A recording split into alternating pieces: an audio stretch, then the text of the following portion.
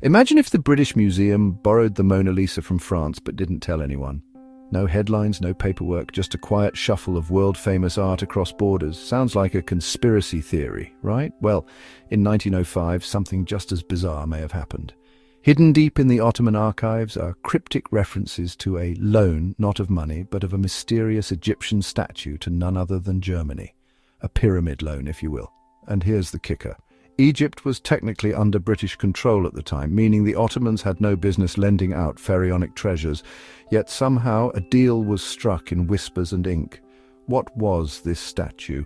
Why Germany? And how on earth do you secretly loan a pyramid artifact? Stick around, because this is one overdue library loan history never returned. To understand this strange pyramid loan, we need to rewind to the early 1900s. On paper, Egypt was still part of the Ottoman Empire, but in reality, since 1882, Britain had swooped in and occupied the country.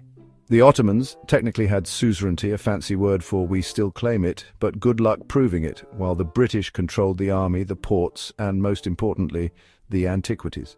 Meanwhile, Europe had developed a full-blown obsession with Egypt. Every big power wanted a piece of the pharaohs. The British Museum was crammed with mummies, the Louvre had sarcophagi, and Germany, the rising cultural powerhouse, was desperate to catch up. Here's where it gets political. The Ottomans, though weakened, realized they still had one card to play. By law, they could claim authority over Egypt's heritage, even if Britain was the one guarding it. Lending an artifact wasn't just about culture. It was a diplomatic chess move. For the Ottomans, a loan to Germany meant cozying up to a future ally. For Germany, it meant cultural bragging rights. And for Britain, it meant someone was stealing treasures out from under their noses.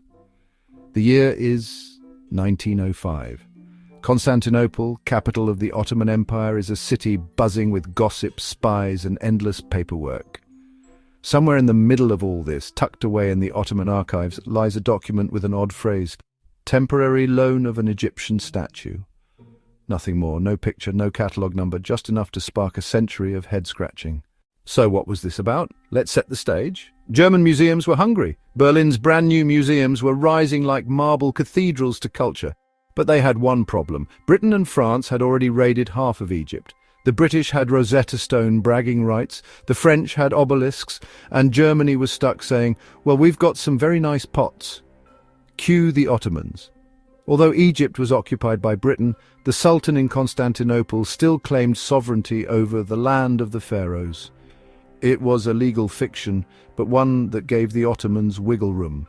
And wiggle room was exactly what they needed. Here's how it may have gone down.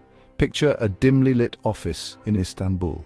Ottoman officials whisper over coffee, drafting coded letters. We shall not call it a gift. No, that would anger Britain. We'll call it a loan. Meanwhile, in Berlin, German curators rub their hands together like kids waiting for a new toy. The artifact itself? That's the real mystery. Some researchers suggest it may have come from the Giza Plateau or Saqqara tomb sites, hot with excavation at the time. Others speculate it could even be connected to the early Amarna discoveries, the same digs that would later produce the world-famous bust of Nefertiti. Imagine that. The most iconic face of ancient Egypt might have first left the Nile under the disguise of a temporary loan, but secrecy was everything. Britain had eyes everywhere in Cairo, Alexandria, and even Constantinople.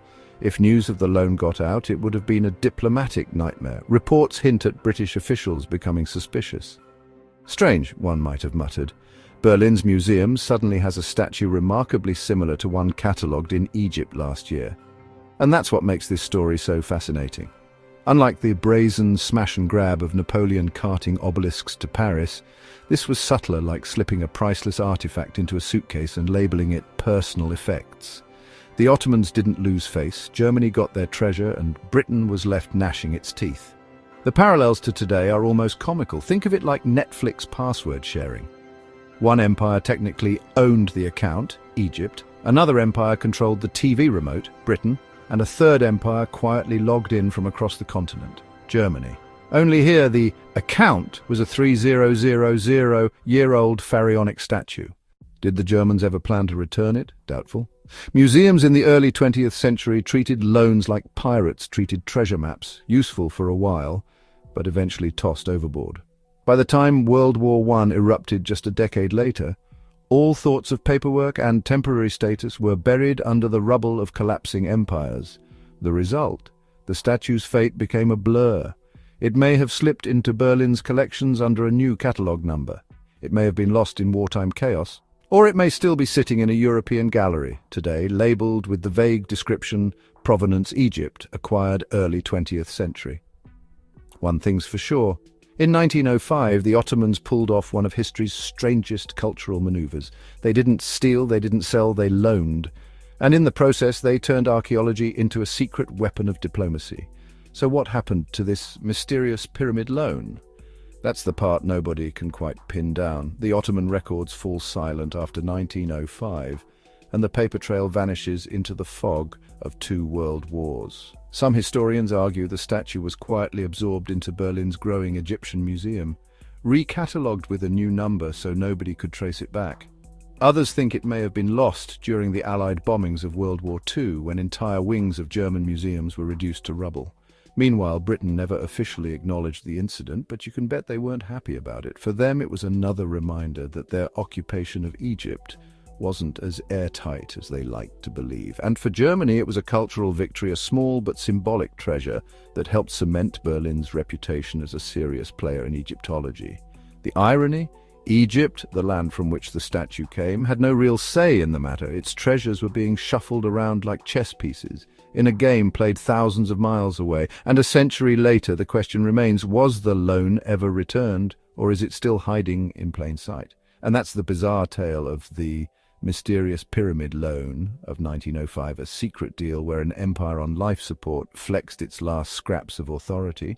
Germany got a shiny new artifact, and Britain had to pretend nothing happened. It's a story that shows history isn't just battles and treaties.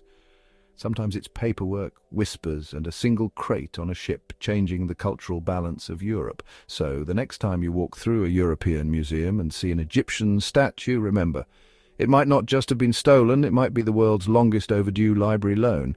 If you enjoyed unraveling this historical mystery, make sure to like, subscribe, and ring the bell so you never miss another forgotten story from the archives. Who knows what other secrets are still waiting to be found?